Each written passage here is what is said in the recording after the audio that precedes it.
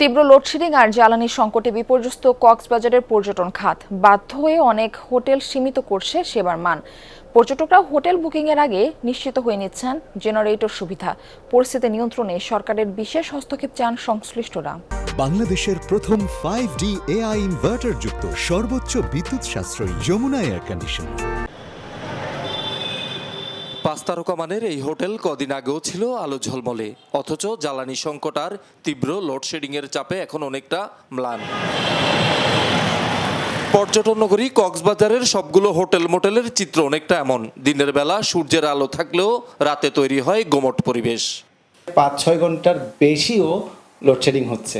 So 6 ঘন্টা যদি load shedding হয়, আমার কাছ থেকে প্রায় আপনার 170 লিটার ডিজেল আমাকে ব্যবহার করতে হচ্ছে। দেশের যে পরিস্থিতি, ডিজেলটা ঠিক মতো তো পাওয়া যায় না। এই গরমের মধ্যে আমরা অন্তত ফাঁকাটা চালু রাখতে না পারি, লাইটটা জ্বালিয়ে দিতে না পারি, এই যে কথা বাদই দিলাম। তাহলে যারা অনেক কষ্ট করে কক্সবাজার ভ্রমণে আসতেছেন, তারা আবার নতুন করে কষ্ট করতেছে। এভাবে চলতে গেলে কক্সবাজার থেকে সরকার যে রাজস্ব পায়, এটা অনেক ক্ষতি হবে।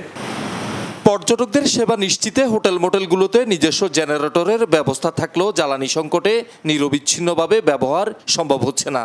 বাধ্য হয়ে অনেক hotel motel room service, central AC, lighting, live music সহ নানা সুবিধা সীমিত করেছে।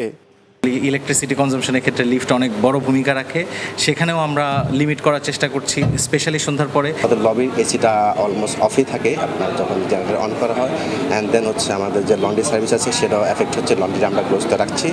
আমার এখানে দেখেন 10টা এসি, আমরা এখানে চালাচ্ছি মাত্র 3টা হয় 2। এমন পরিস্থিতিতে পর্যটকরাও কাঙ্ক্ষিত সেবা পেতে হোটেল বুকিংয়ের আগে জেনারেটর সার্ভিস নিশ্চিত করছেন। একই সংকটে পড়েছেন রেস্তোরাঁ মালিকরাও। প্রথমে জিজ্ঞেস করে আপনি আমাদের জন্য বিদ্যুৎ কিংবা আপনার জ্বালানি যথাযথ মজুত আছে কিনা, তখন কিন্তু আমাদের কিন্তু বলতে হয় আমাদের আছে। কক্সবাজারে 4.5 শতাধিক হোটেল মোটেলে প্রতিদিন প্রায় 10,000 লিটার জ্বালানির চাহিদা। লোডশেডিং বেড়ে যাওয়ায় চাহিদা বেড়েছে দ্বিগুণ।